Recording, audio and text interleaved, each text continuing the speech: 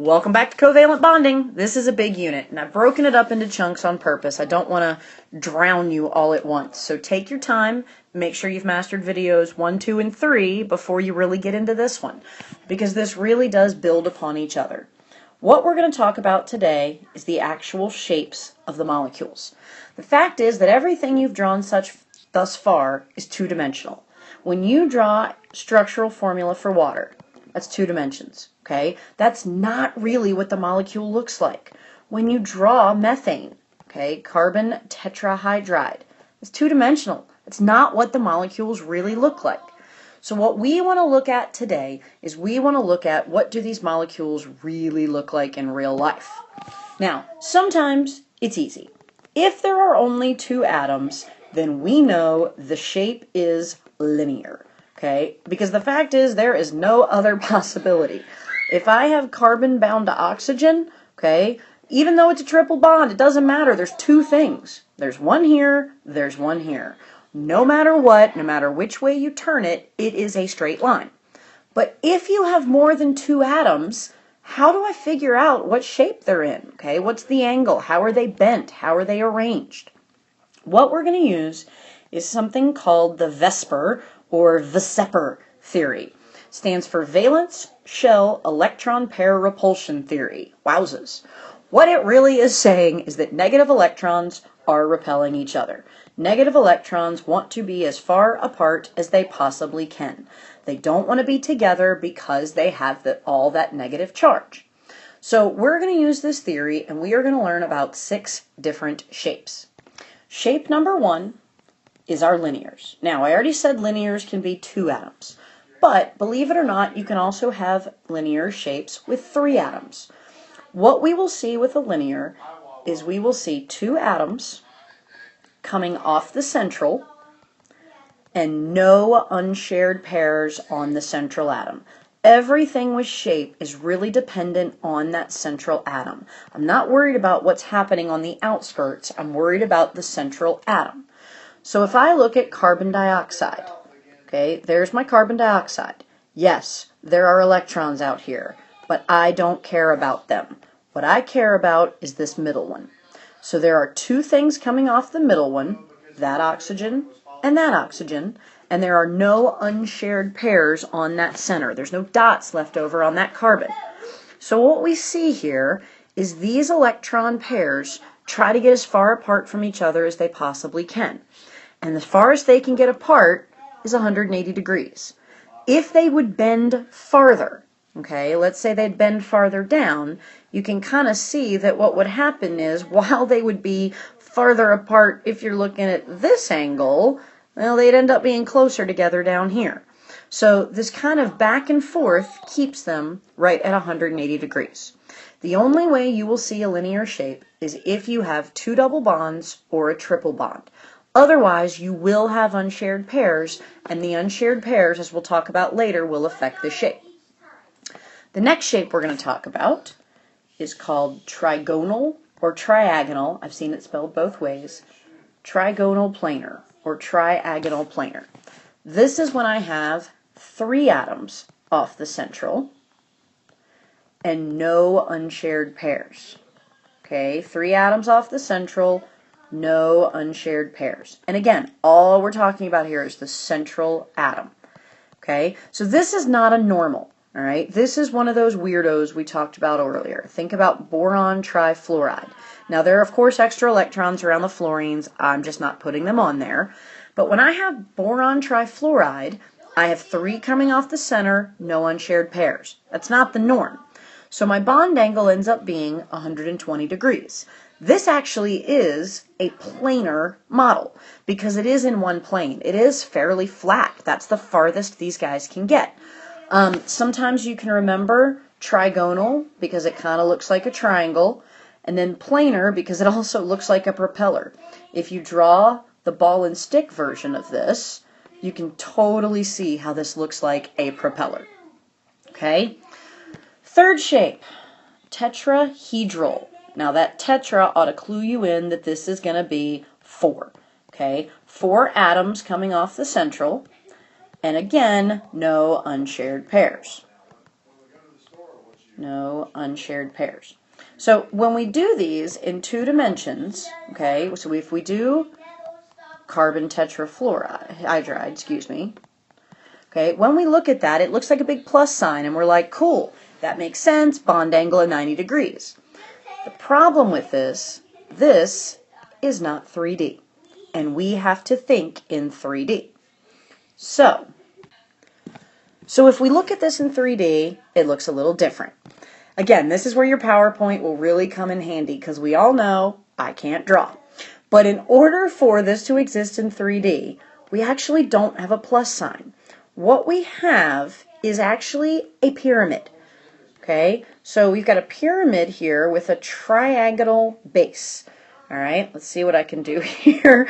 The carbon is in the middle, but it's really the hydrogens that are making the pyramid, and the carbon ends up right smack in the middle. Yes, that's horrendous, but you get the idea. If we look at the ball and stick version, okay, there's the carbon in the middle. You end up with this, okay, like I said, it's a pyramid with a triangular base. Okay, that one's a little better. Not much, but a little bit. But you get the idea. That gives a bond angle of 109.5 degrees. What that means is we're getting these are electron pairs. That's what's happening between these guys. And they've got to get as far away as they possibly can. Again, your PowerPoint is hugely helpful, as are the models that we're making in class. So your tetrahedral, okay, is one of your third shapes. All right, and that's 4 things off the center with no unshared pairs. All right. So now, let's talk about unshared pairs, because everything we've done so far doesn't have any.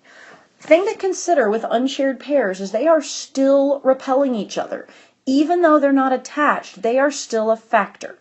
So let's look at our 4th shape, which is bent. Okay, one of the best examples of a bent molecule is water. You guys learned in biology that water does not look like this. It is not in a straight line. You learned instead that it looks like this. But you probably never learned why. The reason why are these leftover unshared pairs. Okay, they are really still repelling each other. Okay, in fact, they're repelling each other more than these guys are. Because since these are by themselves, okay, there are no positives over here. This hydrogen has positive protons. This hydrogen has positive protons. These guys are nothing. They're all negative. They actually repel each other more than these guys that are bound to hydrogen.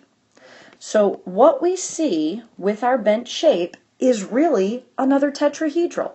The oxygen is here, and then the hydrogen is here, okay, one hydrogen's here, and then we've got those other unshared pairs. Let me redraw this, get a little better angle. Okay, the unshared pairs are still coming off as part of the shape. So it's still, sorry, that is horrendous. Let me try a ball and stick model. The unshared pairs are still part of the tetrahedral, okay? But it's an atom here, it's an atom here, and then this and this part of the tetrahedral are unshared pairs. So they're still playing a part in the repulsion, but we can't see them. Okay, it's not like it's another atom and another atom, and there's your tetrahedral. Since they're unshared pairs, there's nothing there. And since there's nothing there, what we end up seeing is a bent atom. Okay, so bent atoms, just so you can get this down, have 2 atoms around the center. Okay, 2 atoms coming off the center, and then 1 or 2 unshared pairs. It just kind of depends on which atom we're talking about. Okay, so 1 or 2, sorry, that should have said unshared pairs coming off the central. And again, all we care about is the central. Next shape, same idea, is my pyramidal. Okay, my pyramidal looks, wait for it, like a pyramid.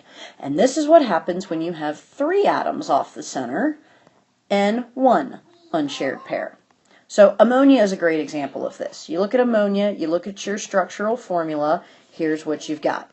But the reality is that unshared pair is still repelling. Okay, so that unshared pair, because it's still repelling, again, it's back to that tetrahedral again. Okay, there's a hydrogen, there's a hydrogen, there's a hydrogen. And the unshared pair is up here. You just can't see it. So what you're left with looks like a pyramidal shape. Now, I mentioned last time on the bent that repulsion from this unshared pair is actually greater. So in fact, the bond angle on these ends up being slightly less than 109.5 degrees. It's not exactly a tetrahedral. It's slightly more crunched in, if you will. Now, you guys do not need to memorize bond angles. I just kind of want to use them to give you an idea. The last shape for us is the big one. Trigonal bipyramidal. Okay, trigonal bipyramidal has 5 atoms coming off the center, okay, and no unshared pairs. Now, you guys know from doing dot diagrams and structural formulas that's not normal. The way to remember it's 5 is look at the prefixes. Trigonal bipyramidal. Now, I'm going to try to draw this. I make no promises, but you have a central atom, and I'll even change colors. Coming off the central, one goes straight up, one goes straight down. That's pretty easy. Then there are 3 going around the middle, okay, yeah, this is horrible, that are all actually at 120 degree angles. Okay, so again, PowerPoint is your friend. There's a great picture on the PowerPoint, but you do have a 90 degree angle here, and then this is actually 120 degrees. That is the farthest apart these guys can all get. And again, it's 5 things coming off the center. This is what we see in the other weirdos, the PCl5. Okay, phosphorus and arsenic are famous for that. So really, all you have to do to determine the shape is 3 things. Number 1, draw the Lewis dot diagram. Okay. Number 2, count the atoms coming off the central. Again, it's all about the central. And count the unshared pairs off the central, not off the outside, just off that central atom. And then step 3, you just look at your little Vesper theory or Vesper theory to figure out which it is. So the hard part for you guys is you have to memorize it. You have to know if you've got 4 atoms coming off the central and no unshared pairs, that's a tetrahedral. If I have 2 atoms coming off the center and 2 unshared pairs, that's bent. So that's the part you have to memorize, but once you know those 6 shapes, everything else falls into place. Only 2 things left in this chapter. Hang in there.